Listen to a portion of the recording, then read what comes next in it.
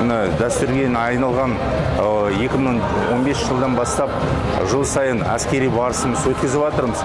Биыл да осы жарысымыздың ерекшелігі жас әскери барыспен бірігіп және де жасарбас барысты өткізіп жатырмыз.